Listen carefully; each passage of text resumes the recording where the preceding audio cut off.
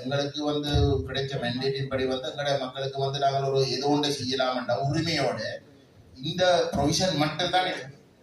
ஒரு ஒன்றும் இல்லை. நீங்கள் சொல்ற வந்து போன முறையானிக்கு எல்லாமே வந்து மேலதிகமாக வந்து ஒரு அதுக்கு மேலதிகமான ஒரு சலுகை மாதிரி வழங்கப்பட்டதே தவிர வேற ஒன்றுமே இல்லை. அப்ப இந்த முறைமையை நீங்கள் மாத்துறீங்களா எங்களுக்கு இருக்கக்கூடிய அந்த ஒரு விஷயம் கூட இல்லாமல் போக போகுது.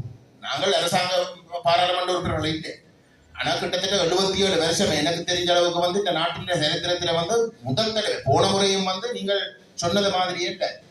இதே மாதிரி அரசாங்கம் வந்து முழுக்க தாங்கள் தான் அந்த திட்டங்களை வந்து முன்னெடுக்கிற இருந்த இடத்துல பேத நாங்கள் ஒப்ஜெக்ட் பண்ணி டக்ளஸ் தேவானந்தம் அந்த பிரச்சனையை அங்க கிளப்பி பேத கடைசியில வந்து எங்களுக்கு சொல்லப்பட்ட ஜனாதிபதி செயலம் வந்தங்களை சொன்ன வந்து நீங்கள் 50 மில்லியன் கிட்டத்தட்ட ஒவ்வொரு எம்பிக்கும் வந்து 50 மில்லியனுக்குரிய வேலை திட்டங்களை கொடுக்க சொல்லி நாங்கள் அதை கொடுக்க வந்து அதை ஒதுக்கீடு நடந்தது. அப்ப இதுதான் முதல் தடவை இது மாற்றப்பட போகுது.